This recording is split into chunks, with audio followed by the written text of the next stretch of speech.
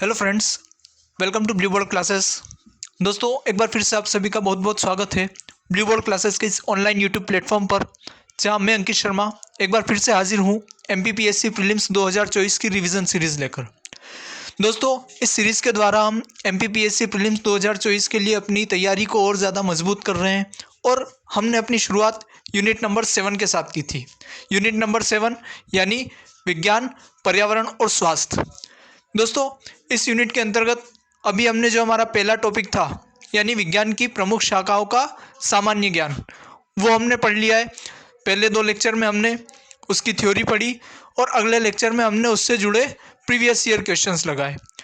अभी फिर हमने जो थर्ड टॉपिक है हमारा मानव शरीर संरचना, उसकी शुरुआत करी, क्योंकि दोस्तों ये एक काफ़ी लेंदी टॉपिक होता है जहां हमको लगभग पूरी की पूरी बायोलॉजी को पढ़ना होता है और ये अपने आप में एक बड़ा लेंदी सब्जेक्ट हो जाता है। तो दैट इज़ द रीज़न हमने जो अंतरिक्ष विज्ञान वाला जो 2 यूनिट है उनको अभी स्किप करते हुए सीधे हम मानव शरीर संरचना वाले पार्ट पर आ गए हैं। और उसमें भी हमने शुरुआत करी थी कोशिका से, क्योंकि जो कोशिका होती है वही सजीवों की क्या होती है, मूलभूत इकाई होती है। सभी सजीव कोशिका से मिलकर ही बने होते हैं। तो इसलिए सबसे पहले हमको कोशिका को बड़े अच्छे से समझना जानना ज़रूरी होता है। और कोशिका एक ऐसा टॉपिक है दोस्तों जिससे हर तरह की एग्जाम्स में कई बार हमको कई सारे क्वेश्चंस देखने को मिले हैं। और जब तक हमको कोशिका के बारे में मूलभूत समझ नहीं होगी तब तक हम मानव शरीर संरचना को और अच्छे से नहीं समझ पाएंगे। तो आज दोस्तों हमारा एक कोशिका का दूसरा लेक्चर है। इससे पहले हमने पहले लेक्चर में कोशिका के बारे में समझा था, ये जाना था कि कोशिका क्या होती है, कोशिका किसे कहते हैं। फिर उसके बाद हमने देखा था कोशिका का सिद्धांत यानी सेल थ्योरी, कोशिका सिद्धांत किसे कहते हैं, कोशिका सिद्धांत किनके द्वारा दिया गया था और उन्होंने इसमें क्या बताया था। फिर उसके बाद हमने पढ़ा था कोशिका के विभिन्न प्रकार के बारे में, जहां हमने देखा था कि मूल रूप से कोशिका 2 प्रकार की होती है, प्रोकैरियोटिक कोशिका और यूकैरियोटिक कोशिका। हमने दोनों में डिफरेंस देखे थे। फिर यूकैरियोटिक कोशिका के हमने प्रकार देखे थे कि जो यूकैरियोटिक कोशिका होती है वो मुख्य रूप से 2 प्रकार की होती है, पादप कोशिका और जंतु कोशिका। ये सारी चीज़ें हम अपने पहले लेक्चर में कंप्लीट कर चुके हैं। तो दोस्तों, अगर आपने वो पहला लेक्चर नहीं लिया है तो मैं आपको पहले यही सजेस्ट करूँगा कि आप पहले जाइए और उस लेक्चर को कंप्लीट कीजिए और उसके बाद आप आज का लेक्चर लीजिए। आज के लेक्चर में दोस्तों हम बात करने वाले हैं कोशिका की संरचना के बारे में और उससे आगे बढ़ते हुए फिर हम देखेंगे कोशिका विभाजन के बारे में। तो आइए दोस्तों, बिना किसी देर के और समय वेस्ट न करते हुए हम आज की अपनी इस क्लास को शुरू करते हैं।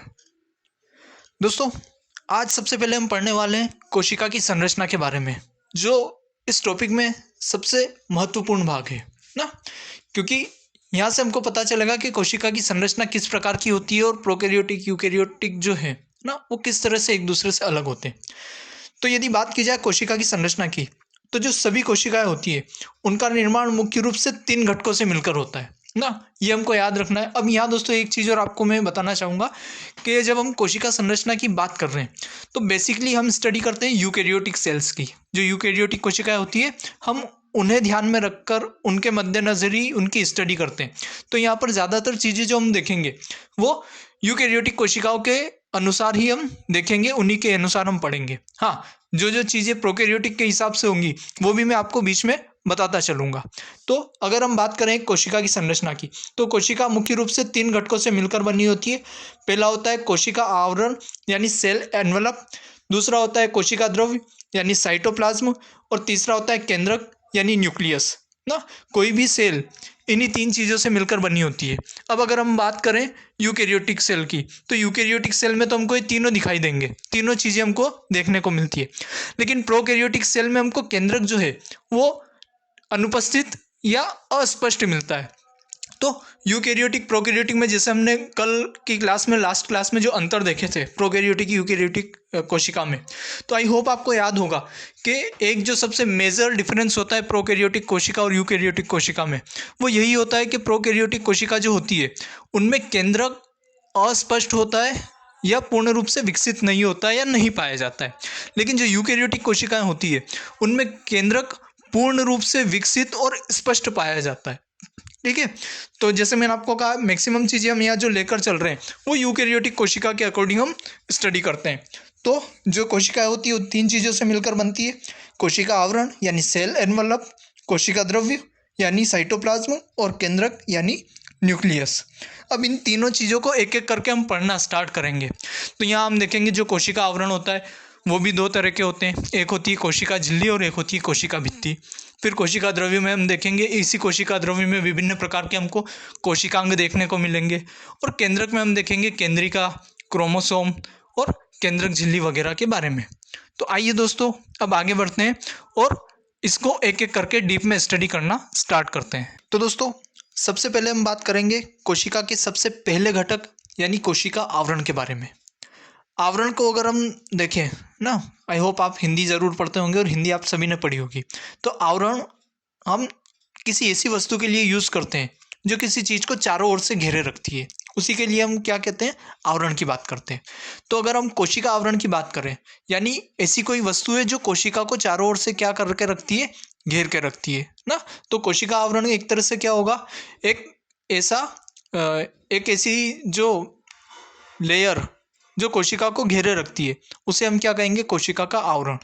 पर एक्चुअली यहाँ एक लेयर नहीं होती है, 2 लेयर्स होती है ना। अब हम एक एक करके चीज़ों को समझेंगे। कोशिका में मुख्यतः रूप से 2 तरह के आवरण पाए जाते हैं, लेकिन ये दोनों आवरण सभी में नहीं मिलते हैं ना। हम देखेंगे जो सेल वॉल है, कोशिका भित्ति, वो कुछ में मिलती है कुछ में नहीं मिलती है, लेकिन हाँ कोशिका झिल्ली जो होती है, सेल मेम्ब्रेन, ये सभी में मिलेगी ना। तो यहाँ हमको ये चीज़ याद रखना है कि कोशिका में मुख्य रूप से 2 प्रकार के आवरण पाए जाते हैं। जो कोशिका के आवरण होते हैं वो मुख्य रूप से कितने प्रकार के होते हैं, 2 प्रकार के। कोशिका में मुख्य रूप से 2 प्रकार के आवरण पाए जाते हैं। पहला होता है कोशिका भित्ति यानी सेल वॉल, और दूसरा होता है कोशिका झिल्ली यानी सेल मेम्ब्रेन। अब एक एक करके हम इन दोनों को और ज़्यादा डीप में पढ़ेंगे और देखेंगे दोनों में डिफरेंस क्या होता है, कैसे कोशिका भित्ति कोशिका झिल्ली से अलग होती है और कौन कहाँ पाया जाता है और कहाँ नहीं पाया जाता है। ओके दोस्तों, तो सबसे पहले हम बात करेंगे कोशिका भित्ति यानी सेल वॉल के बारे में ना। सबसे पहला या सबसे बाहरी आवरण जो हम बात कर सकते हैं वो होता है कोशिका भित्ति या सेल वॉल। अब जो कोशिका भित्ति होती है यानी जो सेल वॉल होती है, ये प्रोकैरियोटिक और यूकैरियोटिक दोनों तरह की कोशिकाओं में मिलती है ना। इस चीज़ को याद रखिएगा कि जो कोशिका भित्ति यानी सेल वॉल जो होती है वो प्रोकैरियोटिक सेल्स में भी मिलती है और यूकैरियोटिक सेल्स में भी मिलती है। लेकिन जो यूकैरियोटिक सेल होती है उसमें सिर्फ प्लांट सेल में मिलेगी, एनिमल सेल में नहीं मिलेगी। ये चीज़ अपने को याद रखना है। ओके, तो आइए एक एक करके इसको पढ़ना स्टार्ट करते हैं।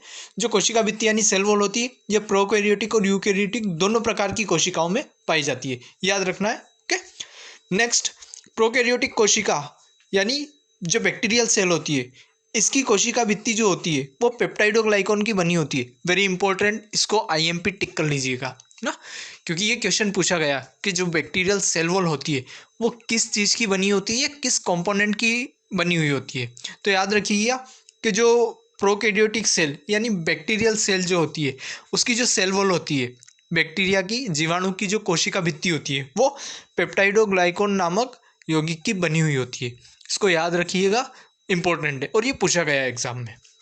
फिर उसके अगर हम बात करें यूकैरियोटिक कोशिका, तो जैसा हमने जाना कि सेल वॉल प्रोकैरियोटिक में भी मिलती है और यूकैरियोटिक में भी मिलती है।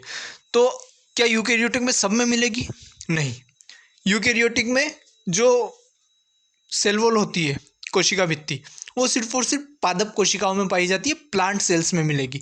एनिमल सेल्स में कभी भी सेल वॉल आपको देखने को नहीं मिलेगी ना। तो इस चीज़ को हमको याद रखना है कि यूकैरियोटिक कोशिकाओं में केवल पादप कोशिकाओं में ही कोशिका भित्ति पाई जाती है, जंतु कोशिकाओं में कोशिका भित्ति नहीं पाई जाती है। ये हमने जब पादप और जंतु कोशिका में डिफरेंस पढ़ा था तब भी हमने देखा था। तो पुरानी चीज़ों को भी रिवाइज करते चलिएगा, याद रखिएगा, आगे पार्ट पीछे से पार्ट मत कीजिएगा, चीज़ों को रिवीजन करते हुए चलिएगा। और आगे यदि हम बात करें दोस्तों कोशिका भित्ति के बारे में, तो जो कोशिका भित्ति होती है जो प्लांट्स में पाई जाती है यानी जो प्लांट सेल में जो सेल वॉल मिलती है वो बनी होती है सेल्यूलोज की। और ये क्वेश्चन भी मल्टीपल टाइम्स कई सारी एग्जाम्स में पूछा गया है, तो इसको भी आपको अच्छे से याद रखना है। जो पादप कोशिका की कोशिका भित्ति होती है वो किस चीज़ की बनी होती है? सेल्यूलोज की बनी होती है। ओके, तो ये आपको चीज़ याद रखना है।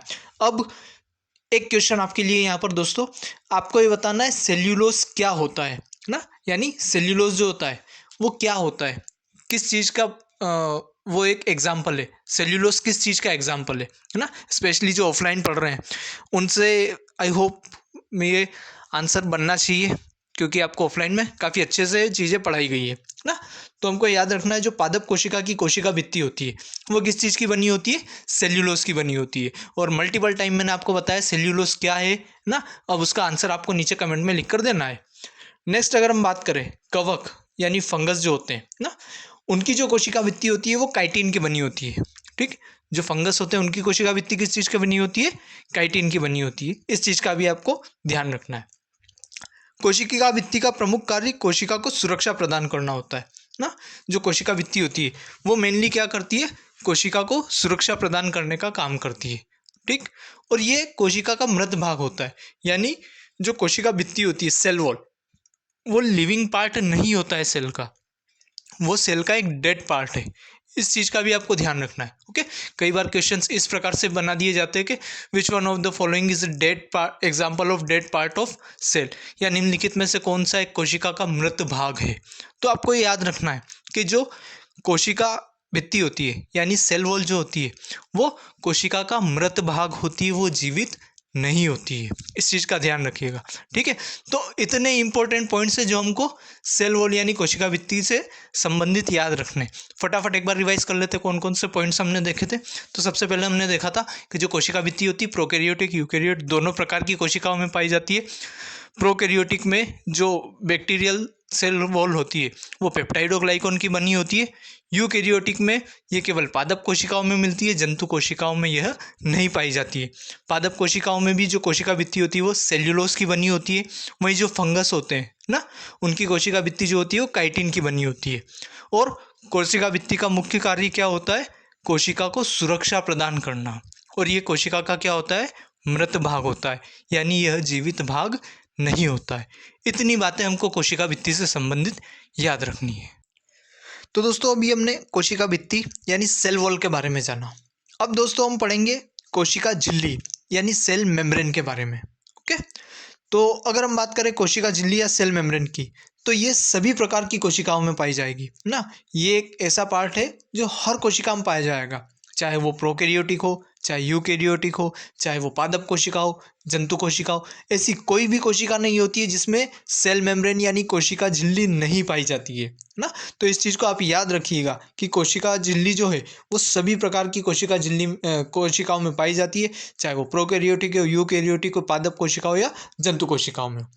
इसका निर्माण ग्लाइकोलिपिड्स ना या फास्फोलिपिड्स भी आपको कई जगह लिखा हुआ मिलेगा। तो आप दोनों चीज़ों को याद रखिएगा कि जो कोशिका झिल्ली होती है इसका निर्माण किससे मिलकर होता है, इसका निर्माण होता है ग्लाइकोलिपिड्स या फास्फोलिपिड। देखो ग्लाइकोलिपिड्स का मतलब होता है लिपिड्स यानी वसा, और ग्लाइको दैट मीन्स प्रोटीन ना। इसमें जो इसका जो निर्माण होता है एक्चुअली कार्ब, प्रोटीन और वसा तीनों के मिक्सचर से होता है। दैट इज़ द रीज़न इसको ग्लाइकोप्रोटीन कहा जाता है। तो याद रखिएगा जो कोशिका झिल्ली होती है उसका निर्माण किससे होता है, ग्लाइकोलिपिड्स से होता है। कोशिका को आकार प्रदान करती है तथा यांत्रिक सहारा भी देती है। अगर हम बात करें इसके कार्य की कि आखिर कोशिका झिल्ली क्या कार्य करती है, तो कोशिका झिल्ली ही वो मेजर कंपोनेंट है जो एक कोशिका को अलग आकार प्रदान करता है ना। अगर कोशिका झिल्ली ना हो, सेल मेम्ब्रेन ना हो, तो आप सेल को आइडेंटिफाई नहीं कर पाएंगे कि वो स्टार्ट कहाँ से हो रही है और ख़त्म कहाँ पे हो रही है ना। तो जो कोशिका झिल्ली होती है उसका मेजर वर्क क्या है, कोशिका को आकार प्रदान करना। और इससे रिलेटेड एक क्वेश्चन पूछा गया है ना। क्वेश्चन पूछा गया था कि निम्नलिखित में से कौन कोशिका को आकार प्रदान करने का कार्य करता है, और वहाँ ऑप्शन दिए हुए थे ए कोशिका भित्ति, बी कोशिका झिल्ली, सी दोनों, और डी उपरोक्त में से कोई नहीं। तो दोस्तों राइट आंसर आएगा क्या, कोशिका झिल्ली, क्योंकि कोशिका झिल्ली ही आकार देने का कोशिका को आकार प्रदान करने का काम करती है, ना कि कोशिका भित्ति है। क्योंकि अगर आप कोशिका भित्ति को मानेंगे तो भाई जिनमें कोशिका भित्ति नहीं मिल रही क्या उनका आकार नहीं होता है क्या, उनका भी तो आकार होता है ना। तो इसलिए इसका राइट आंसर क्या होगा ना। कुछ लोगों ने ए और बी दोनों टिक कर दिया था, यानी कोशिका झिल्ली और कोशिका भित्ति दोनों, वो भी गलत होगा, क्योंकि जिसमें कोशिका भित्ति नहीं है क्या उसका आकार नहीं है क्या, उसका भी है ना। तो हमको याद रखना है कि कोशिका को आकार प्रदान करने का काम कौन करता है, कोशिका को आकार प्रदान करने का काम करती है कोशिका झिल्ली यानी सेल मेम्ब्रेन। और साथ ही ये कोशिका को यांत्रिक सहारा यानी सपोर्ट भी प्रोवाइड करने का काम करती है। ये चीज़ हमको याद रखना है। अब इससे पहले हमने देखा था जो सेल वॉल थी, कोशिका भित्ति, वो कोशिका का मृत भाग थी, है ना, वो डेड पार्ट था सेल का। लेकिन वही जो सेल मेम्ब्रेन है वो कैसा है, वो लिविंग पार्ट है, सेल का जीवित भाग होता है कोशिका झिल्ली। तो ये चीज़ें याद रखिएगा, क्योंकि कई बार क्वेश्चन इन्हीं जगह से उठा के पूछ लिए जाते हैं कि कोशिका झिल्ली कोशिका का कैसा भाग है, मृत या जीवित, या निम्नलिखित में से कौन सा कोशिका का मृत भाग है या कौन सा कोशिका का जीवित भाग है। तो हमको यहाँ इस चीज़ का ध्यान रखना है कि जो कोशिका झिल्ली है वो कोशिका का जीवित भाग होती है, और इसकी एक विशेषता होती है, जो कोशिका झिल्ली होती है वो अर्धपारगम्य यानी सेमी परमिएबल और चयनात्मक पारगम्य यानी सिलेक्टिवली परमिएबल होती है ना। अब इसका मीनिंग समझिएगा कि इसका मीनिंग क्या होता है। अर्धपारगम्य यानी ये कुछ चीज़ों को अपने से अंदर और बाहर आने जाने की अनुमति देती है, और सिलेक्टिवली पारगम्य इसलिए कहा जाता है क्योंकि ना तो ये हर किसी को अंदर आने देगी ना हर किसी को बाहर जाने देगी, है ना। कुछ सिलेक्टिवली कंपोनेंट्स जो होते हैं उन्हीं को सेल अपने अंदर आने देती है और उन्हीं को सेल से बाहर जाने देती है, इसलिए इसे चयनात्मक पारगम्य यानी सिलेक्टिवली परमिएबल कहा जाता है। तो ये चीज़ भी ध्यान रखिएगा कि जो कोशिका झिल्ली होती है यानी जो सेल मेम्ब्रेन होती है वो कैसी होती है, सिलेक्टिवली परमिएबल और सेमी परमिएबल होती है, यानी अर्ध पारगम्य और चयनात्मक पारगम्य होती है। तो आई होप दोस्तों आपको कोशिका झिल्ली और कोशिका भित्ति यानी सेल वॉल और सेल मेम्ब्रेन में डिफरेंस बड़े अच्छे से समझ में आ गया होगा। दोस्तों आप जब इनके नोट्स बनाएं तो इनको जैसे हम डिफ्रेंशिएट करके लिखते हैं, एक तरफ कॉलम बना के आप सेल वॉल लिख लीजिएगा और एक तरफ कॉलम बना के सेल मेम्ब्रेन लिख लीजिएगा, और दोनों को डिफ्रेंशिएट करते हुए लिखिएगा ताकि आपको पढ़ने में और याद रखने में आसानी हो। हाँ, एक पॉइंट और याद रख लीजिएगा, जो सेल वॉल में लिखा नहीं है ना, जो सेल वॉल होती है वो पारगम्य नहीं होती है, यानी उसमें से ना तो कोई चीज़ बाहर आ सकती है ना कोई चीज़ अंदर जा सकती है, जबकि जो सेल मेम्ब्रेन हमने देखी ना कोशिका झिल्ली वो क्या होती है, सिलेक्टिवली या सेमी परमिएबल, लेकिन जो कोशिका भित्ति होती है वो परमिएबल नहीं होती है। इस चीज़ का आप ध्यान रखिएगा। चलिए दोस्तों अब हम इससे आगे बढ़ते हैं। दोस्तों अभी हमने कोशिका के पहले घटक या फर्स्ट कंपोनेंट के बारे में बात करी, जो था कोशिका आवरण, जिसमें हमने देखा आवरण दो तरह के मिलते हैं हमको कोशिका पर। एक होती है कोशिका भित्ति यानी सेल वॉल, और एक होती है कोशिका झिल्ली यानी सेल मेम्ब्रेन। अब हम आ गए दोस्तों कोशिका के दूसरे घटक यानी second important component of cell यानी कोशिका द्रव्य यानी साइटोप्लाज्म के बारे में। ओके, तो दोस्तों अब हम पढ़ेंगे साइटोप्लाज्म के बारे में कि साइटोप्लाज्म क्या होता है। तो अगर हम बात करें दोस्तों साइटोप्लाज्म यानी कोशिका द्रव्य की, तो कोशिका झिल्ली और केंद्रक के बीच पाए जाने वाले अर्ध तरल, पारभासी, गाढ़े और चिपचिपे पदार्थ को कोशिका द्रव्य कहा जाता है। तो कोशिका द्रव्य की अगर हम बात करें, आई होप आप सभी ने कोशिका का स्ट्रक्चर यानी जो फोटो है, डायग्राम आप सभी ने देखा होगा। तो सेल में जब हम देखते हैं तो कोशिका झिल्ली से लेकर जो केंद्रक के बीच एक लिक्विड फ्लूइड भरा हुआ होता है, उसी को हम क्या बोलते हैं, उसी को हम बोलते हैं कोशिका द्रव्य यानी साइटोप्लाज्म। अगर आप हिंदी वर्ड जो है कोशिका द्रव्य उसको तोड़कर देखेंगे तो आपको दो शब्द मिलेंगे, कोशिका द्रव्य यानी कोशिका के अंदर भरा हुआ द्रव्य। ठीक, तो यहाँ अगर हम बात करें कोशिका द्रव्य तो ये कैसा होता है, ये अर्ध तरल होता है, यानी ना तो पूरी तरह से ये लिक्विड फॉर्म में है ना ये पूरी तरह से गाढ़ा है ना, अर्ध तरल है, सेमी सॉलिड जिसको हम बोलते हैं। पारभासी है यानी आप इसके आर पार पूरी तरह से नहीं देख सकते, धुंधला धुंधला होता है ये। फिर गाढ़ा होता है और चिपचिपा होता है, क्योंकि इसमें कई सारे हमारे मेजर कंपोनेंट्स है, दैट इज द रीज़न ये क्या है, चिपचिपा होगा। यह कई सारे कार्बनिक और अकार्बनिक पदार्थों से मिलकर बना होता है, क्योंकि अगर हम हमारी बॉडी की बात करें, जब हम न्यूट्रिशन लेते हैं तो हमारा जो बॉडी है उसमें कई तरह के कार्बनिक और अकार्बनिक पदार्थ मिलते हैं, जैसे कार्बोहाइड्रेट, प्रोटीन, वसा, ये सारे क्या है, ये सारे कार्बनिक कंपोनेंट्स हैं ना। तो ये हमारा है, हमारी बॉडी का एक बहुत बड़ा भाग निर्मित करते हैं। तो साइटोप्लाज्म में हमको कार्बनिक पदार्थ भी देखने को मिलते हैं। वहीं अगर हम बात करें जल, है ना, वाटर यानी H2O, उसके अलावा जो डिफरेंट टाइप के जो मिनरल्स होते हैं, सॉल्ट होते हैं, खनिज लवण जिनको हम बोलते हैं, तो वो सब क्या है, वो सारे अकार्बनिक है, तो हमारी बॉडी में वो भी प्रेजेंट है ना। तो इस तरह से हमारी सेल में जो साइटोप्लाज्म होता है, कोशिका द्रव्य, वो एक तरह का मिक्सचर है जिसमें कार्बनिक और अकार्बनिक दोनों प्रकार के पदार्थ क्या होते हैं, मौजूद होते हैं। अब हम बात करें कोशिका द्रव्य यानी साइटोप्लाज्म में, तो इसी साइटोप्लाज्म में यानी इन्हीं कोशिका द्रव्य में क्या होते हैं, विभिन्न तरह के जो कोशिकांग होते हैं, सेल ऑर्गेनेल, वो बिखरे हुए होते हैं ना। और ये चीज़ हमको याद रखना है, सेल ऑर्गेनेल जो होंगे वो मेनली यूकेरियोटिक कोशिकाओं में पाए जाएंगे। प्रोकैरियोटिक कोशिकाओं में सिर्फ राइबोसोम हमको मिलता है देखने को, और ज़्यादा कोई सेल ऑर्गेनेल वहाँ पर नहीं दिखाई देते। तो यहाँ जैसे मैंने आपको पहले भी बताया, जो भी हम पूरी प्रॉपर स्टडी कर रहे हैं वो यूकेरियोटिक सेल को ही मद्देनज़र करके हम रखते हैं, उसी की हम पूरी स्टडी करते हैं। तो अब यहाँ पर आगे जो हम विभिन्न कोशिकांग पढ़ेंगे वो हम किसके पढ़ने वाले हैं, यूकेरियोटिक कोशिकाओं में। अब यूकेरियोटिक कोशिकाओं में अगर हम स्ट्रक्चर देखें तो लगभग पादप कोशिका और जंतु कोशिका का स्ट्रक्चर समान ही होता है, सिर्फ कुछ ही चीज़ें होती है जो दोनों में डिफरेंट अलग अलग होती है। और पादप और जंतु कोशिका में क्या अंतर होता है, ये हमने अपनी लास्ट क्लास में बड़े अच्छे से पढ़ा है ना। कौन कौन सी चीज़ें जो पादप कोशिका में मिलती है, कौन कौन सी चीज़ें जो जंतु कोशिका में मिलती है ना, दोनों में क्या अंतर होता है, ये हमने लास्ट क्लास में बड़े अच्छे से पढ़ा है। तो अब हम आगे जो पढ़ेंगे वो पढ़ेंगे कोशिकांगों के बारे में, विभिन्न प्रकार के कोशिकांगों के बारे में।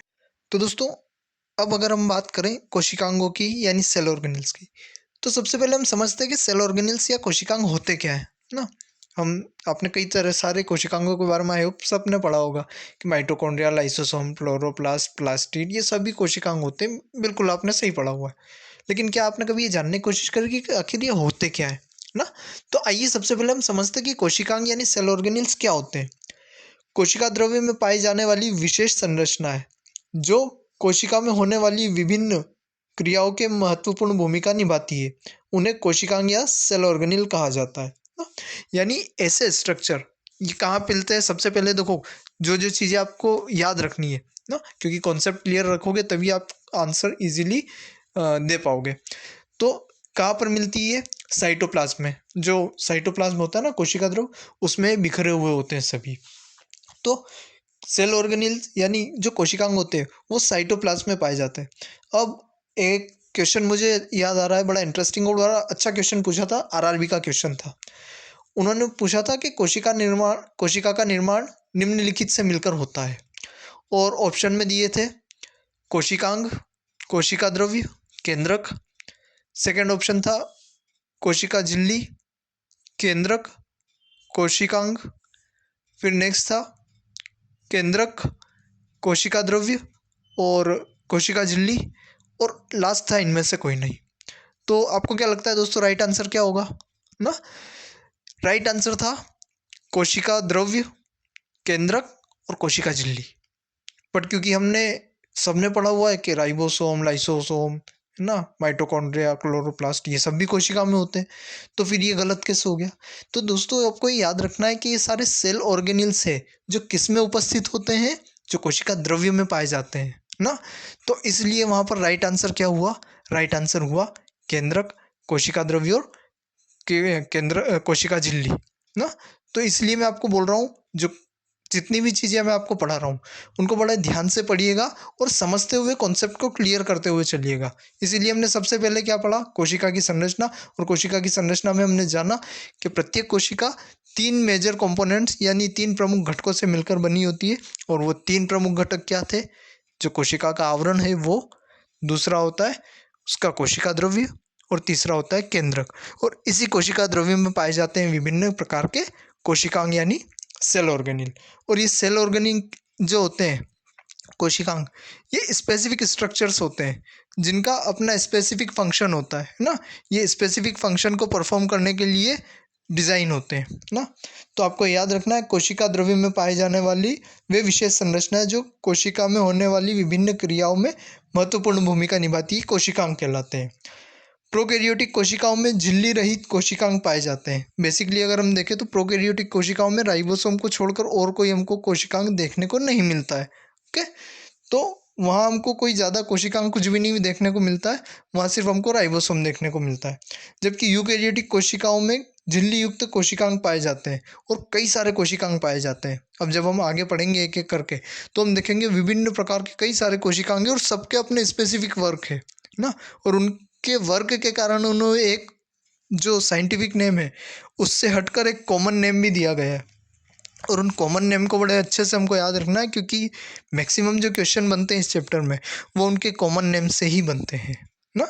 तो आइए दोस्तों, अब हम एक एक करके सेल ऑर्गेनिल्स यानी कोशिकांग को पढ़ना शुरू करते हैं। तो दोस्तों, अगर हम बात करें सबसे पहले कोशिकांग की, तो सबसे पहला हमारा कोशिकांग है वो है अंतःप्रद्रवी जालिका, जिसे इंग्लिश में हम बोलते हैं एंडोप्लाज्मिक रेटिकुलम ना। मैं ट्राई करूँगा आपको बाइलिंगुअल लेके चलूँगा ना। तो पहला जो है हिंदी में बोलते हैं अंतःप्रद्रवी जालिका और इंग्लिश में बोलते हैं endoplasmic reticulum. I think English words जो है ये आपको ज़्यादा इजी रहेंगे, सो आई विल टेल यू कि आप इंग्लिश वर्ड्स जो है वो प्रीफर करें। ओके, तो अगर हम बात करें अंतःप्रद्रवी जालिका यानी एंडोप्लाज्मिक रेटिकुलम की, तो ये यूकैरियोटिक कोशिकाओं में पाया जाता है। जैसा कि हमने पहले भी देखा था, प्रोकैरियोटिक कोशिकाओं में हम सिर्फ राइबोसोम को छोड़ देते और कुछ भी नहीं देखने को मिलता है। तो ये जो है अंतःप्रद्रवी जालिका, ये हमको कौन सी कोशिकाओं में देखने को मिलेगी? ये हमको देखने को मिलती है यूकैरियोटिक कोशिकाओं में। और वो यूकैरियोटिक कोशिका में भी कौन सी में? तो दोनों जो यूकैरियोटिक कोशिकाओं के प्रकार होते हैं, पादप कोशिका और जंतु कोशिका, दोनों प्रकार की कोशिकाओं में हमको जो एंडोप्लाज्मिक रेटिकुलम है वो देखने को मिलता है। ये सूक्ष्म जालीदार नलिकाओं के समान संरचना होती है। जैसे आपने स्ट्रॉ देखी होगी ना, तो ऐसी कई सारी स्ट्रॉस को जब आप मिलाओगे तो जिस तरह की आप संरचना देखने को मिलेगी, कुछ उसी प्रकार की ये संरचना होती है ना। स्ट्रो का आपको एग्जांपल मैंने इसलिए दिया ताकि आप इसको इमेजिन कर सको, या आप चाहो तो आप इनके 3D वीडियोस इंटरनेट पर देख सकते हो। तो ये किस तरह की जालीदार नलिकाओं के समान क्या होती है? संरचना होती है, जिनका निर्माण लाइपोप्रोटीन से मिलकर होता है। ओके, जिनका निर्माण किन से मिलकर होता है? लाइपोप्रोटीन से। और ये जो होता है एंडोप्लाज्मिक रेटिकुलम, इसके भी दो टाइप होते हैं ना। दो प्रकार का एंडोप्लाज्मिक रेटिकुलम पाया जाता है। एक होता है स्मूथ एंडोप्लाज्मिक रेटिकुलम और दूसरा होता है रफ एंडोप्लाज्मिक रेटिकुलम। ओके, तो अब एक एक करके हम दोनों को पढ़ेंगे, दोनों को समझेंगे कि क्या होता है। उससे पहले एक बार फटाफट इसको रिवाइज कर लीजिएगा। और एक चीज़ और जो मैं हमेशा बोलता हूँ, चीज़ों को साथ में क्लास में दोहराने की आदत डालिए। जितनी बार मैं बोल रहा हूँ, जैसे जैसे मैं आपको समझा रहा हूँ, आप भी देखते देखते स्क्रीन को उनको चीज़ों को रिवाइज करते जाइए, रिपीट करते जाइए, ताकि आपको क्लास में ही चीज़ें याद हो जाए, बाद में आपको एक्स्ट्रा एफर्ट लगाने की ज़रूरत नहीं पड़ेगी ना। तो अंतःप्रद्रवी जालिका यानी एंडोप्लाज्मिक रेटिकुलम के बारे में हमने क्या जाना कि यूकैरियोटिक कोशिका में पाए जाते हैं, प्रोकैरियोटिक में नहीं मिलते, पादप और जंतु दोनों में देखने को मिलते हैं। ये सूक्ष्म जालीदार संरचनाएं होती है जिनका निर्माण लाइपोप्रोटीन से होता है, और दो प्रकार के ये पाए जाते हैं, स्मूथ एंडोप्लाज्मिक रेटिकुलम और रफ एंडोप्लाज्मिक रेटिकुलम। अब यदि हम बात करें पहले स्मूथ एंडोप्लाज्मिक रेटिकुलम के बारे में, तो इसे हिंदी में चिकनी अंतःप्रद्रवी जालिका के नाम से जाना जाता है। तो अगर हम बात करें स्मूथ एंडोप्लाज्मिक रेटिकुलम की, तो इस पर राइबोसोम नहीं पाए जाते, क्योंकि इस पर क्या नहीं प्रेजेंट होते? राइबोसोम प्रेजेंट नहीं होते। दैट इज़ द रीज़न ये जो होता है ये स्मूथ होता है, एकदम फिसलन भरा होता है, इसलिए इसे चिकनी अंतःप्रद्रवी जालिका के नाम से जाना जाता है।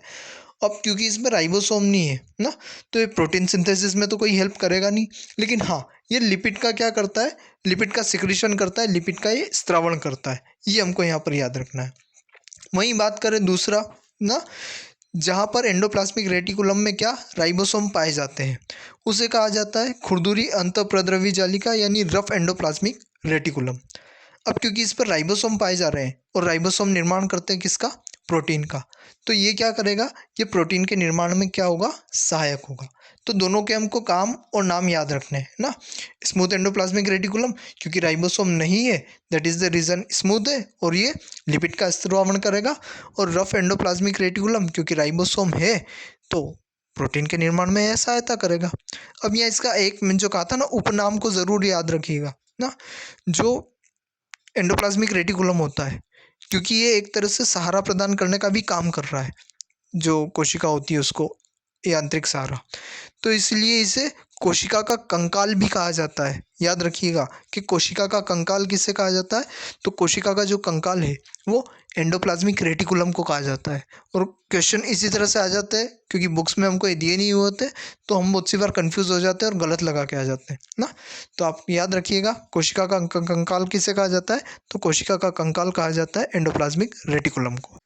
एंडोप्लाज्मिक रेटिकुलम के बाद दोस्तों अब हम बात करेंगे राइबोसोम के बारे में।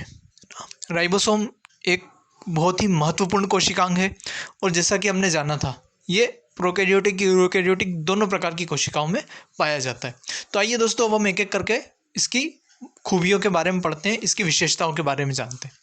तो अगर हम बात करें राइबोसोम की, तो इसकी खोज जी.ई. पेलेट नामक वैज्ञानिक ने की थी, है ना। इनका नाम भी ज़रूर याद रखिएगा, क्योंकि कई बार क्या होता है जो महत्वपूर्ण खोज करता है उनके नाम भी पूछ लिए जाते हैं। तो राइबोसोम की खोज जी.ई. पेलेट नामक वैज्ञानिक ने 1955 में की थी। अब दोस्तों यहाँ साइंस में हमारे लिए सन बहुत ज़्यादा इंपॉर्टेंट नहीं होते हैं, तो इनके सन याद रखने को एम्फेसाइज मत कीजिएगा, कोशिश मत कीजिएगा कि इनके सन आप याद रखें। हाँ, हमको सिर्फ और सिर्फ इनके कार्य और खोजकर्ता के नाम याद रखने हैं। हाँ, जैसे अगर आपको सन याद रखना है तो सन आप याद रखते सकते हैं सिर्फ और सिर्फ जो कोशिका की खोज हुई थी 1665, वो एक सन आप याद रख सकते हैं, और बाकी ज़्यादा सन आपको याद रखने की साइंस में तो कोई ज़रूरत नहीं है। राइबोसोम जो है हमें प्रोकैरियोटिक और यूकैरियोटिक दोनों प्रकार की कोशिकाओं में देखने को मिलता है, लेकिन इनमें भी एक डिफरेंस होता है। जहाँ प्रोकैरियोटिक कोशिकाओं में 70S राइबोसोम पाया जाता है, वहीं यूकैरियोटिक कोशिकाओं में 80S प्रकार का राइबोसोम पाया जाता है। और ये चीज़ हमने अपनी लास्ट क्लास में भी बड़े अच्छे से समझी थी, जहाँ हमने प्रोकैरियोटिक और यूकैरियोटिक कोशिकाओं में अंतर के बारे में पढ़ा था। अब आप लोगों के लिए एक क्वेश्चन, जिन्होंने लास्ट क्लास ली है ना, और जो ऑफलाइन स्टूडेंट्स भी है, आप लोग मुझे बताइएगा कि यहाँ 70S और 80S में एस का मीनिंग क्या है ना। कमेंट करके कमेंट बॉक्स में लिखकर आंसर ज़रूर बताइएगा कि 70S और 80S में एस का मीनिंग क्या है, इसका फुल फॉर्म क्या होता है। आगे अगर हम बात करें तो राइबोसोम जो है वो प्रोटीन और आरएनए से मिलकर बना हुआ होता है। ओके, और इसका जो निर्माण होता है वो केंद्रिका के अंतर्गत होता है, यानी केंद्रक के अंतर जो केंद्रिका पाई जाती है वो केंद्रिका राइबोसोम का निर्माण करती है, और जो राइबोसोम होता है वो स्वयं प्रोटीन और आरएनए से मिलकर बना हुआ होता है, और ये खुद भी प्रोटीन के निर्माण का कार्य करता है। इसीलिए इसे कोशिका की प्रोटीन फैक्ट्री के नाम से भी जाना जाता है। ओके, तो हमको ये याद रखना है कोशिका की प्रोटीन फैक्ट्री किसे कहा जाता है, तो कोशिका की प्रोटीन फैक्ट्री कहा जाता है राइबोसोम को। तो इतनी बातें दोस्तों हमको राइबोसोम के बारे में याद रखनी है। हाँ, एक पॉइंट और ज़रूर याद रखिएगा कि राइबोसोम जो है वो कोशिका का सबसे छोटा कोशिकांग होता है। इस चीज़ को भी ज़रूर आप नोट डाउन कर लीजिएगा, क्योंकि अगर कभी क्वेश्चन आ जाए कि कोशिका का सबसे छोटा कोशिकांग कौन सा होता है, तो वो राइबोसोम ही होता है। ओके, अब अगर हम नेक्स्ट देखें तो राइबोसोम के बाद जो हमारा अगला महत्वपूर्ण कोशिकांग है वो होता है हमारा गोल्गी उपकरण, यानी जिसे गोल्जी कॉम्प्लेक्स या गोल्जी बॉडी के नाम से भी जाना जाता है। अगर इसकी खोज की बात करें तो गोल्गी उपकरण की खोज कैमिलो गोल्जी नामक साइंटिस्ट ने 1898 में की थी। ये केवल यूकैरियोटिक कोशिकाओं में पाया जाता है ना, प्रोकैरियोटिक कोशिकाओं में ये देखने को हमको नहीं मिलेगा। और दोस्तों, पादप कोशिकाओं में जो गोल्गी उपकरण पाया जाता है उसे डिक्टियोसोम के नाम से भी जाना जाता है। तो ये चीज़ भी आप ध्यान रखिएगा कि जो पादप कोशिकाओं में गोल्गी उपकरण प्रेजेंट होता है उसे डिक्टियोसोम के नाम से भी जाना जाता है। ये कोशिका का मुख्य स्त्रावण अंग है, यानी कि ये जो कोशिका है उसके अंदर कुछ जो महत्वपूर्ण पदार्थ हैं उनका स्त्रावण करता है। ये कोशिका में जल संतुलन तथा पैकेजिंग का कार्य करता है। जब भी किसी भी कोशिका के अंदर जो वाटर की या जो हमारा द्रव है उसकी कमी होती है तो ये उसको पूर्ति करने का कार्य करता है, और साथ ही यदि कोशिका में अत्यधिक मात्रा में जल की उपस्थिति होती है तो उनको पैकेजिंग यानी उनको स्टोर करके आगे के लिए सेव करने का काम भी गोल्गी उपकरण करता है। इसीलिए इसे कोशिका का यातायात प्रबंधक कहा जाता है, क्योंकि ये कोशिका के अंदर आने वाले और कोशिका के बाहर जाने वाले विभिन्न प्रकार के पदार्थों और द्रवों का क्या करता है, नियंत्रण करता है। तो इतनी बातें दोस्तों हमको गोल्जी उपकरण यानी गोल्जी कॉम्प्लेक्स के बारे में याद रखनी है। फटाफट एक बार रिवाइज कर लीजिए। खोजकर्ता कैमिलो गोल्जी केवल यूकैरियोटिक कोशिकाओं में मिलेगा। पादप कोशिकाओं में जो गोल्गी उपकरण पाया जाता है उसको डिक्टियोसोम कहा जाता है।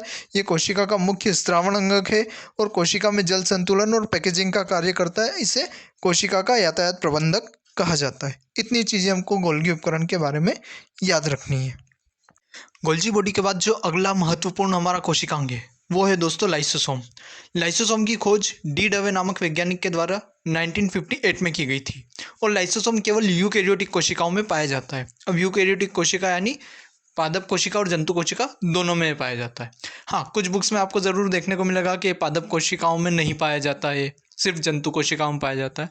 तो दोस्तों कुछ जो है अपवाद स्वरूप वहाँ आपको लाइसोसोम देखने को नहीं मिलेगा, वरन सभी पादप कोशिका और जंतु कोशिका में लाइसोसोम जो है वो पाया जाता है। तो हमको ये याद रखना है। फिर नेक्स्ट अगर हम बात करें तो ये झिल्ली युक्त थैलीनुमा एक संरचना होती है। जैसे हम पानी का पाउच देखते हैं ना, तो उस तरह से एक ये झिल्ली युक्त थैलीनुमा क्या होती है, संरचना होती है। बहुत छोटा सा होता है इसका स्ट्रक्चर। इसमें एक एंजाइम पाया जाता है जिसे हिंदी में जल अपघट्य एंजाइम और इंग्लिश में कहते हैं हाइड्रोलाइटिक एंजाइम। इसका नाम याद रखिएगा, ओके, क्योंकि हो सकता है कभी आपसे इस एंजाइम का नाम पूछ लिया जाए। और अगर हम बात करें लाइसोसोम की, तो लाइसोसोम कोशिका में पाचन एवं कोशिका की सफाई का कार्य करता है। जैसा हमने देखा था, क्योंकि यूकेरियोटिक कोशिकाएं जो होती है उनमें क्या होता है, सब में कार्यों का विभाजन होता है और सबका अपना अपना एक पर्टिकुलर काम होता है। तो जो भी बायोमोलिक्यूल यानी जो भी जैव अणु कोशिका के अंदर आते हैं, उनको पचाने का, उनको डाइजेस्ट करने का काम किसका होगा, लाइसोसोम का। तो लाइसोसोम क्या करता है, कोशिका में पाचन का कार्य करता है। साथ ही ऐसे अन्य कोशिकांग जो अब कार्य करना बंद कर चुके हैं या कार्य करने की अवस्था में नहीं है, उन्हें भी लाइसोसोम क्या करता है, पचाकर कोशिका की साफ सफाई करता है। ये चीज़ हमको याद रखनी है। तो दो फंक्शन लाइसोसोम परफॉर्म करता है, एक कोशिका में पाचन का और दूसरा कोशिका की सफाई का। बहुत सी बार क्या होता है दोस्तों, कोशिका बहुत ज़्यादा जब डैमेज हो जाती है, यानी जब वो ऐसी कंडीशन में आ जाती है कि उसकी रिकवरी इम्पॉसिबल हो और वो कोशिका किसी कार्य करने लायक ना हो ना, तब ऐसी अवस्था में ये लाइसोसोम जो है अपने आप को ब्लास्ट कर देता है और जो हाइड्रोलाइटिक एंजाइम है वो पूरे कोशिका द्रव्य में फैला देता है, और जिसकी वजह से उस पूरी कोशिका की क्या हो जाती है, मृत्यु हो जाती है। इसीलिए लाइसोसोम को आत्महत्या की थैली कहा जाता है, और ये कई बार कई एग्जाम्स में मल्टीपल टाइम पूछा गया है दोस्तों। तो ये हमको ज़रूर याद रखना है कि आत्महत्या की थैली किसे कहा जाता है, आत्महत्या की थैली कहा जाता है लाइसोसोम को। आई होप सारी चीज़ें आपको अच्छे से क्लियरली समझ में आई होगी। फटाफट से इसको रिवाइज कर लीजिए, फिर हम आगे बढ़ते हैं। अब यदि हम अपने अगले महत्वपूर्ण कोशिकांग की बात करें, तो ये एक और कोशिका का सबसे महत्वपूर्ण कोशिकांग है दोस्तों ना। वैसे तो हमारी कोशिका में कई सारे कोशिकांग मिलते हैं, लेकिन कुछ कोशिकांग ऐसे हैं जिनको हमें बड़े अच्छे से याद करना है और जहाँ से क्वेश्चन मल्टीपल टाइम्स पूछे जाते हैं। जैसे लाइसोसोम हो गया, माइटोकॉन्ड्रिया हो गया, क्लोरोप्लास्ट हो गया। ये कुछ ऐसे महत्वपूर्ण कोशिकांग हैं जिनसे हर बार क्वेश्चन रिपीट होते हैं, इसलिए इनको हमें बड़े अच्छे से क्या करना है, प्रिपेयर करना है। यदि हम बात करें दोस्तों माइटोकॉन्ड्रिया की, तो माइटोकॉन्ड्रिया को हिंदी में सूत्रकणिका कहा जाता है। कई बार क्या होता है कि जब हिंदी मीडियम वाले पेपर हम देते हैं ना, तो वहाँ शुद्ध हिंदी शब्द दे दिया जाता है और बहुत सी बार हम कंफ्यूज हो जाते हैं कि ये वर्ड तो हमने कभी सुना ही नहीं। तो दैट इज़ द रीज़न मैंने कोशिश की आपके लिए हिंदी और इंग्लिश दोनों वर्ड्स यहाँ लेके आऊँ। और जब भी आपको कभी पेपर में, स्पेशली हिंदी मीडियम स्टूडेंट्स को, जब भी आपको लगे कोई कन्फ्यूज़न है, एक बार उस क्वेश्चन को इंग्लिश में पढ़ लीजिए कि तो इंग्लिश में जब आप पढ़ेंगे तो आपके लिए वो चीज़ थोड़ी ईजी होगी, क्योंकि साइंस में जो इंग्लिश टर्म है वो ज़्यादा पॉपुलर होती है। ओके, तो माइटोकॉन्ड्रिया वैसे हम सभी जानते हैं, लेकिन उसी को हिंदी में कहा जाता है सूत्रकणिका। तो अगर इसकी खोज की बात करें तो माइटोकॉन्ड्रिया की खोज रिचर्ड अल्टमान ने की थी, और रिचर्ड अल्टमान ने जब इसकी खोज की थी तो इसे नाम दिया था बायोब्लास्ट। ओके, रिचर्ड अल्टमान ने माइटोकॉन्ड्रिया की खोज की और उसको नाम दिया था बायोब्लास्ट। लेकिन बाद में बेंडा नामक साइंटिस्ट आए और उन्होंने इसका नामकरण माइटोकॉन्ड्रिया के रूप में किया, जो आज हम जानते हैं। तो हमको दोनों के नाम याद रखने, खोजकर्ता रिचर्ड अल्टमान और नामकरण किया गया बेंडा के द्वारा। जो सूत्रकणिका होता है ये केवल यूकेरियोटिक कोशिकाओं में पाया जाता है, यानी प्रोकैरियोटिक कोशिका में ये नहीं देखने को मिलता है। जो माइटोकॉन्ड्रिया होती है उस पर दोहरी झिल्ली पाई जाती है ना। कुछ ही ऐसे कोशिकांग होते हैं जिन पर दोहरी झिल्ली या दोहरा आवरण पाया जाता है, और माइटोकॉन्ड्रिया उन्हीं में से एक है। ये चीज़ हमको दोस्तों याद रखना है। यदि हम बात करें माइटोकॉन्ड्रिया के कार्य की, तो दोस्तों ये कोशिका में श्वसन का कार्य करता है। ओके, तो जो रेस्पिरेशन होता है, वो रेस्पिरेशन का वर्क कौन परफॉर्म करता है सेल में, तो वो परफॉर्म करता है माइटोकॉन्ड्रिया। और जब ये श्वसन करता है तो ग्लूकोज के एक अणु से 36 एटीपी ऊर्जा का निर्माण करता है। ओके, ये चीज़ भी हमको याद रखना है। यहाँ एटीपी का मीनिंग होता है एडिनोसिन ट्राइफॉस्फेट, है ना। इसका जो फुल फॉर्म होता है ना एटीपी का, वो होता है एडिनोसिन ट्राइफॉस्फेट। और क्योंकि जो माइटोकॉन्ड्रिया है वो ऊर्जा का उत्पादन करता है, इसीलिए इसे कोशिका का ऊर्जा ग्रह या powerhouse of the cell कहा जाता है। इतनी चीज़ें हमको जो माइटोकॉन्ड्रिया है उसके बारे में याद रखना है। ठीक, तो फटाफट से इसका रिवीजन कर लीजिए, फिर हम आगे बढ़ते हैं। अब यदि हम बात करें अपने अगले महत्वपूर्ण कोशिकांग के बारे में, तो हमारा अगला महत्वपूर्ण कोशिकांग है लवक यानी प्लास्टिड। प्रोकैरियोटिक कोशिकाओं में प्लास्टिड नहीं पाया जाता है, ये केवल यूकैरियोटिक कोशिकाओं में मिलता है। और यूकैरियोटिक कोशिकाओं में भी अगर हम बात करें तो ये सिर्फ और सिर्फ प्लांट सेल्स में मिलता है। ओके, एनिमल सेल्स में नहीं पाया जाता है। हाँ, यदि हम कुछ exceptions like blue green algae को छोड़ दें, तो ये सिर्फ और सिर्फ किस में मिलता है? ये सिर्फ और सिर्फ प्लांट सेल्स में देखने को मिलता है, एनिमल सेल्स में नहीं। तो फर्स्ट पॉइंट जो हमको याद रखना है कि जो लवक होते हैं प्लास्टिड, वो केवल यूकेरियोटिक कोशिकाओं में मिलते हैं, और यूकेरियोटिक में भी केवल पादप कोशिकाओं में मिलते हैं, जंतु कोशिकाओं में ये नहीं पाए जाते हैं। अब अगर हम इनके कार्य की बात करें, तो जो लवक होते हैं वो मुख्य रूप से पेड़ पौधों, फूलों और फलों के रंग के लिए जिम्मेदार होते हैं। जो हम विभिन्न प्रकार के रंग देखते हैं पेड़ पौधों में, उनके फूलों में, है ना, उनके जो फल होते हैं, ये सारे जो कलर हैं ये इन्हीं लवक यानी प्लास्टिड की वजह से होते हैं। और जो प्लास्टिड होते हैं ये मुख्य रूप से 3 प्रकार के होते हैं ना। अलग अलग प्रकार के जो प्लास्टिड होते हैं वो अलग अलग रंग के लिए क्या होते हैं? जिम्मेदार होते हैं। तो आइए एक एक करके इनको समझते हैं। सबसे पहले हम देखें तो पहला होता है वर्णी लवक यानी क्रोमोप्लास्ट ना। सबसे पहला जो टाइप है प्लास्टिड का, उसको हम नाम देते हैं वर्णी लवक यानी क्रोमोप्लास्ट। ये लाल, पीले, नारंगी रंग के लिए क्या होता है? उत्तरदायी होता है। तो जो हम फूलों में रंग देखते हैं, जो फलों में हम रंग देखते हैं अलग अलग ना, तो अगर हम सिंपल वर्ड्स में समझें तो हरे और सफ़ेद रंग को छोड़कर हमको जितने भी रंग दिखाई देते हैं वो सभी क्रोमोप्लास्ट की वजह से होते हैं। ये चीज़ आपको याद रखना है। तो जो क्रोमोप्लास्ट होता है वो विभिन्न प्रकार के रंगों के लिए क्या होता है? जिम्मेदार होता है। ये चीज़ हमको यहाँ पर याद रखनी है। अब यदि हम क्रोमोप्लास्ट के कार्य की बात करें, तो क्रोमोप्लास्ट का जो मुख्य कार्य होता है वो फलों और फूलों को आकर्षक बनाना होता है ना, ताकि वो क्या हो, मेनली जो हम जानते हैं कि जो पुष्प होते हैं उनमें जो लैंगिक प्रजनन होता है उसको आकर्षित कर, उसमें जो भंवरे और जो कीट होते हैं उनका महत्वपूर्ण रोल होता है, उनका महत्वपूर्ण योगदान होता है। तो उनको आकर्षित करने के लिए जो क्रोमोप्लास्ट है एक महत्वपूर्ण भूमिका निभाते हैं। तो जो क्रोमोप्लास्ट है वो क्या करता है? वो विभिन्न जो भाग है पेड़ पौधे के उनको क्या बनाता है? आकर्षक बनाने का कार्य करता है। अब हम अगर बात करें प्लास्टिड के दूसरे प्रकार यानी अवर्णी लवक के बारे में, तो जैसा नाम से इसका क्लियर है, अवर्ण यानी जिसमें कोई वर्ण यानी कलर ना हो। इंग्लिश में इसको हम बोलते हैं ल्यूकोप्लास्ट ना। ये सफ़ेद या कोई रंग न होने के लिए जिम्मेदार होता है। अब कोई रंग ना होना यानी मटमैला, जो हल्का भूरा जैसा हम कहते हैं ना, तो उसके लिए क्या होता है? जिम्मेदार होता है। और ये जो मुख्य रूप से कार्य करता है, ये कार्य करता है स्टार्च के संग्रहण का ना। तो स्टार्च को संग्रहित करने में क्या होता है? सहायक होता है। तो ये हमको याद रखा है। जो अवर्णी लवक होते हैं, ल्यूकोप्लास्ट जो होते हैं, वो सफ़ेद रंग या रंगहीनता के लिए जिम्मेदार होते हैं और वो स्टार्च के संग्रहण में क्या होते हैं? सहायक होते हैं। तीसरा और मोस्ट इम्पॉर्टेंट जो प्लास्टिड है ना, वो होता है हरित लवक यानी क्लोरोप्लास्ट।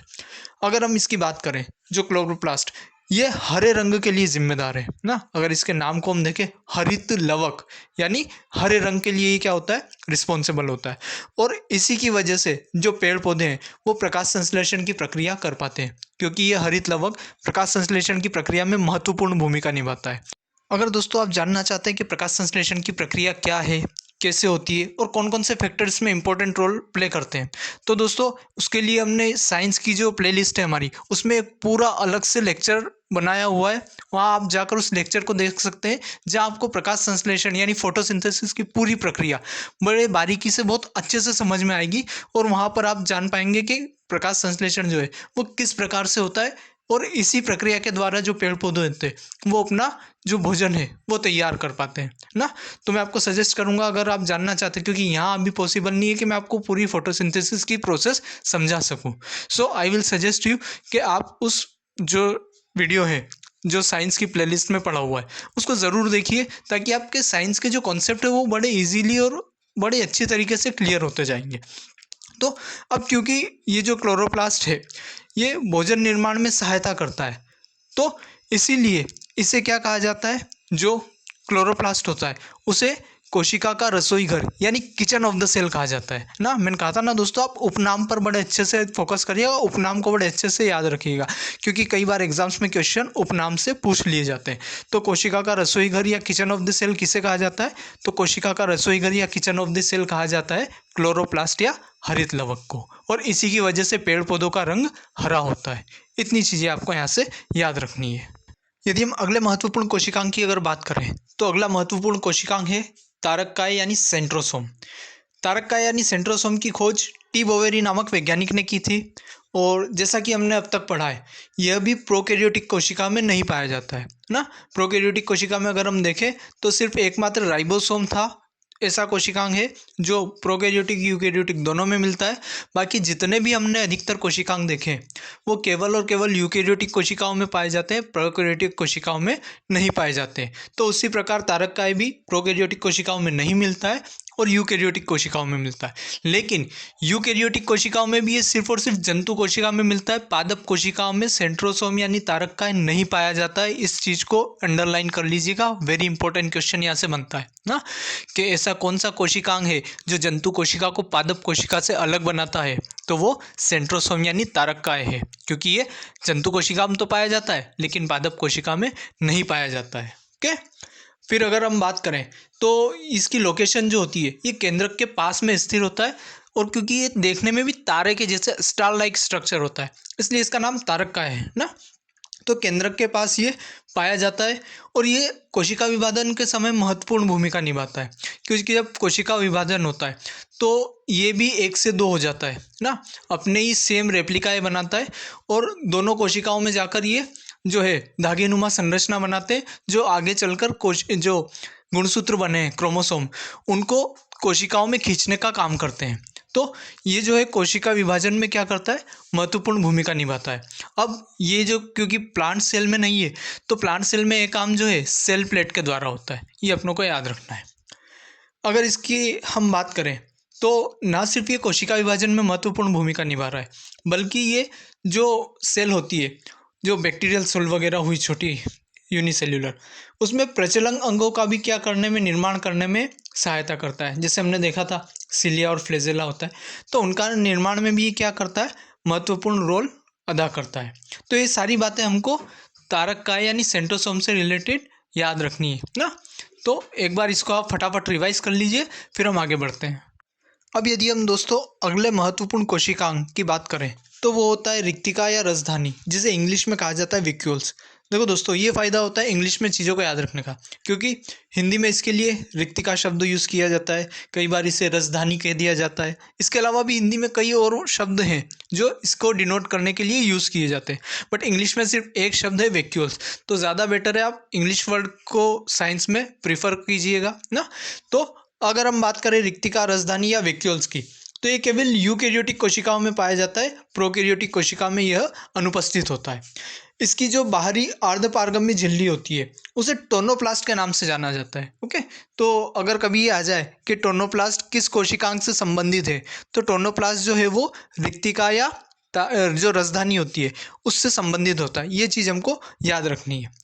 नेक्स्ट पॉइंट की अगर हम बात करें तो पादप कोशिका में रिक्तिका बड़ी लेकिन संख्या में कम पाई जाती है, जबकि जंतु कोशिका में रिक्तिका का आकार छोटा होता है और संख्या में अधिक होती है। जब हमने जंतु और पादप कोशिका में अंतर पढ़ा था तो वहाँ पर भी हमने ये चीज़ देखी थी ना, सेम पॉइंट हमने वहाँ देखा था जो दोनों को डिफरेंट बनाता है एक दूसरे से, कि जो रिक्तिकाएँ होती है वो पादप कोशिका में आकार में बड़ी होती है ना, बड़े साइज़ की होती है, जबकि जंतु कोशिका में इनका आकार क्या होता है, बहुत छोटा होता है। और बहुत सी ऐसी जंतु कोशिकाएँ होती है जिनमें रिक्तिकाएँ पाई नहीं जाती है ना, तो ये चीज़ भी हमको याद रखना है। वहीं अगर हम देखें तो पादप कोशिकाओं में इनकी संख्या क्या होती है, कम होती है, और जंतु कोशिकाओं में इनकी संख्या ज़्यादा होती है। अब यहाँ से एक और इंटरेस्टिंग पॉइंट जो है वो आपको याद रखना है कि जो पादप कोशिका होती है उसका सबसे बड़ा कोशिकांग होती है रिक्तिकाएँ ना। ये चीज़ को आप याद रखिए, जो पादप कोशिका होती है उसका सबसे बड़ा कोशिकांग क्या होता है, उसका सबसे बड़ा कोशिकांग होती है रिक्तिका। और सबसे छोटे कोशिकांग की बात करें तो वो राइबोसोम। अगर हम जंतु कोशिका में सबसे बड़े कोशिकांग की बात करें तो वो होता है उसका केंद्रक ना। सारी इंपॉर्टेंट फैक्ट्स आपको जो नेक्स्ट लेक्चर है, जो लास्ट लेक्चर हमारा होने वाला है कोशिका की थ्योरी का, उसमें सारे मैं इंपॉर्टेंट फैक्ट्स आपको फिर से लिखवाऊंगा, एक एक चीज़ आपको नोट करवाऊंगा। Okay, so don't worry about that.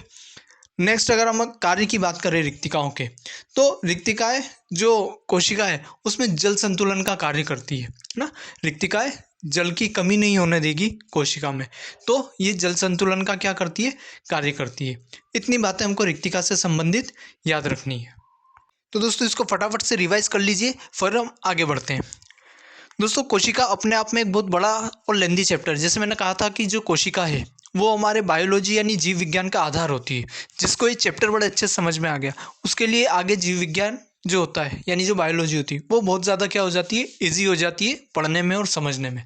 और दोस्तों मैं यहाँ किसी भी तरह से जो क्वालिटी कंटेंट है उसके साथ कॉम्प्रोमाइज़ नहीं करना चाहता हूँ। दैट इज़ द रीज़न मैं एक लेक्चर में या 2 लेक्चर में पाप काटने से ज़्यादा ये समझता हूँ कि चाहे एक लेक्चर और लग जाए, लेकिन जो हमारा टॉपिक है वो इतना अच्छे तरह से कवर होना चाहिए कि इस एक जगह हमको क्लास देखने के बाद हमको और कहीं सेम टॉपिक के लिए क्लासेस के लिए आपको भटकना ना पड़े।